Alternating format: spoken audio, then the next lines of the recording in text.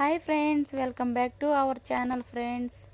CS vlogs అండి. ఈరోజు మంచి రెసిపీతో అయితే మీ ముందుకు వచ్చాను ఫ్రెండ్స్, చాలా రోజుల తర్వాత. అదేంటంటే నల్లేరు కారపొడి పులిహోర తయారు చేసే విధానం చూడండి. నేనైతే నల్లేరు పొడి అయితే ఒక ప్యాకెట్ తీసుకున్నాను ఫ్రెండ్స్. దాంట్లో కావాల్సిన పదార్థాలు కూడా తీసుకున్నాను. పచ్చిమిరపకాయలు, అలాగే ఎండుమిరపకాయలు, శనక్కాయ పప్పు, అలాగే వేరుశనగ పప్పు. వీడియో లెంత్ ఎక్కువ వస్తుంది అనేసి కొద్దిగా అయితే తీసాను ఫ్రెండ్స్. చూడండి, ఇలా పోపు అయితే పెట్టుకోవాలి. మనం పులిహోరకు ఎలా తయారు చేసుకుంటామో అలాగే పెట్టుకోవాలి ఫ్రెండ్స్. ఆ పొడి అనేది కూడా ఆయిల్లోనే వేసి దోరగా వేయించాలి మొత్తం. చూడండి, మనకు అలా దోరగా వేగిన తర్వాత లో ఫ్లేమ్లోనే వేయించుకోవాలి బాగా. చూడండి, మనకు అంతా మసాలా అంతా బాగా మీడియం ఫ్లేమ్లోనే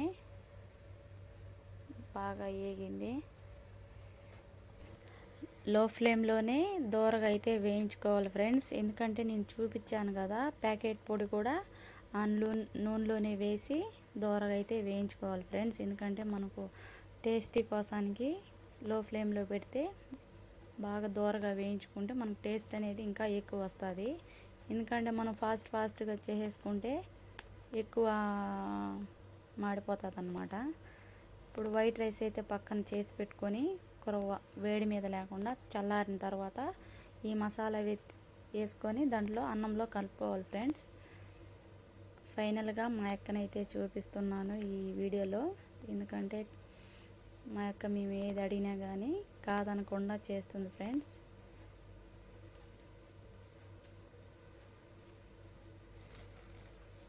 అలా కొద్దిగా వేసుకుంటూ మసాలా అయితే కలుపుకోవాలి.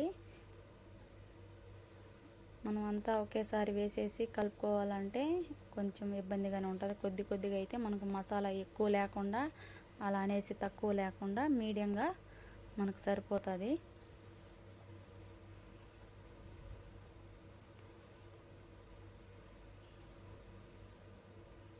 ఈ రైస్లోకి బంగాళదుంప ఫ్రై అయితే చాలా టేస్టీగా ఉంటుంది ఫ్రెండ్స్.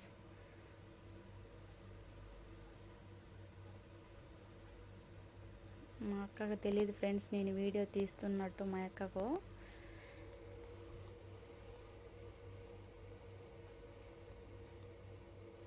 ఓన్లీ నేను రైస్ ఒకటే తీస్తున్నాను అనుకుంటుంది. మా అక్కని తీస్తున్నట్టు తెలీదు.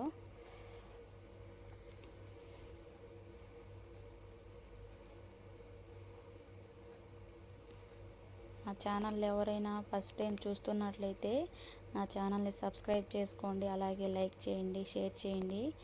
నేను చేసే ప్రతి వీడియో మీకు రావాలంటే గంట సింబల్ని అయితే నొక్కండి ఫ్రెండ్స్.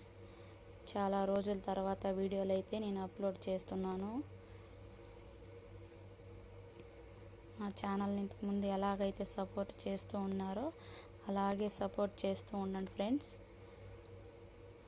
ఫైనల్గా బంగాళదుంప ఫ్రై, నల్లేరు కారపు పులిహోర తయారీ విధానం చూపించాను కదా, మీరు కూడా ట్రై చేయండి. చాలా అంటే చాలా బాగుంది ఫ్రెండ్స్.